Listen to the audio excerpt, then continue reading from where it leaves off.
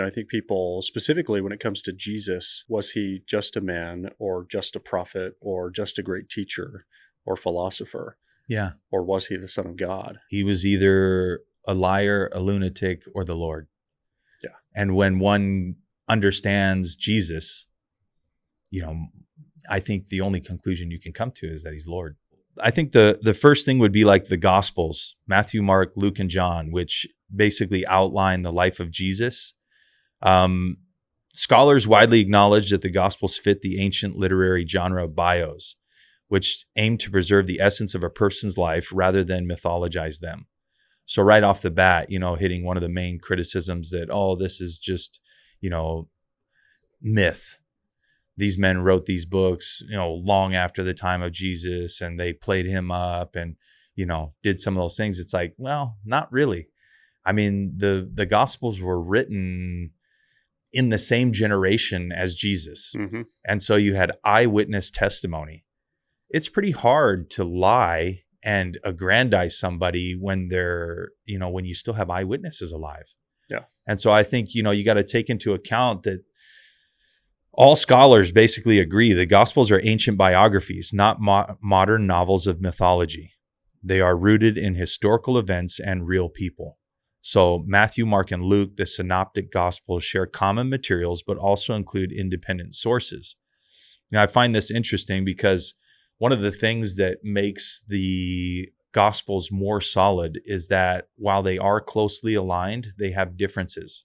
And some people want to point that out as maybe being faulty, but that actually adds credibility to the witness of the Gospels. Mm-hmm. They say the agreement and differences between the synoptic Gospels show they are based on independent traditions, adding credibility to their accounts. Agreements in essential events show consistency, while variations demonstrate authenticity. Fabricated accounts often exhibit artificial uniformity, whereas true accounts reflect different perspectives, as would be expected from various witnesses or traditions. Yeah, I mean, that you see that every day. I don't know if you've ever had a conversation with your wife where it's like, you said, she's like, no, I didn't. And you said, and you're like, no, I didn't.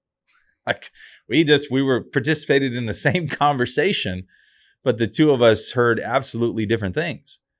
And so, you will find that when it's authentic, is that not everybody hears the same words when they listen to the same words. Yeah. I want to just nuance this a little bit with the, book of Isaiah and the Isaiah scrolls, right? Mm-hmm. Which we talked about were word for word 1,000 years later, verbatim. Yeah. Super right? close. I mean, I think it's like 98% is what scholars estimated at. Yeah. Now, some people want to, I saw a video recently of a critic who said, guess how many textual variations there are in the scroll of Isaiah? And, because everybody says, it's basically the same. But he said, there's something like 1,000 textual variations. But it's like commas, periods. Yeah. It's like, come on, dude. Yeah. You're so biased in looking at it that you're trying to make a point, just grasping at straws. But yes, it's very, very similar. Yeah. Yeah. Yeah. And I think, we have really clear evidence that these 4 accounts were all very different accounts.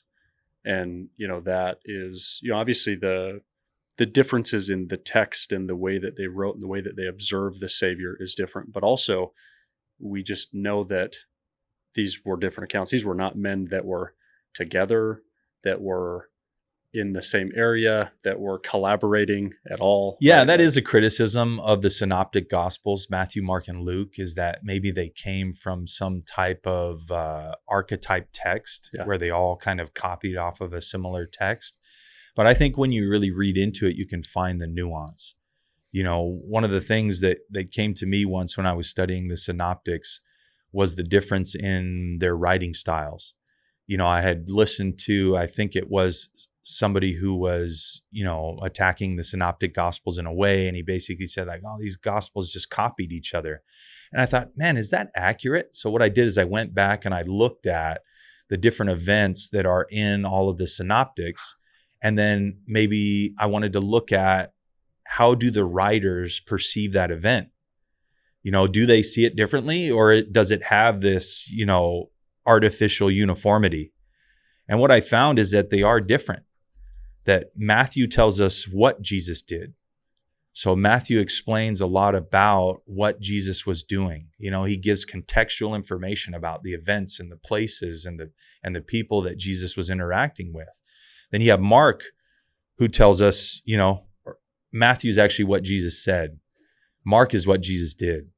So Matthew quotes the Savior all the time. Mark gives contextual information about where and when and why and how, and so you see this different perspective between the two of them. So the critic who's saying, oh, there's artificial uniformity there, just actually hasn't done the research to actually read and perceive the difference between the writers there. Yeah. Then you have Luke, who tells us how Jesus felt, right? So Luke's a relationship guy. He's going to, talk about Jesus weeping and being sorrowful, and right, he's going to give us the feelings, because that's probably how he connected, was on an emotional level. You have some people, I'm one of those people, I'm an emotional guy. Somebody starts tearing up, it makes me tear up, That's why your name's Luke. Yeah, I can feel that emotion. Yeah, that's actually, I've never put that together, but that's funny. But I feel that, in a way that sometimes people don't. And then you have John, who tells us who Jesus is. John is kind of a departure from, the earlier three, but he really encapsulates who is Jesus, right? He is the Son of God, and he's divine, and, some of these things that took place. And so I think it's interesting to really kind of delve into the Gospels and look at the difference in personality that you find, the variations in the similarity.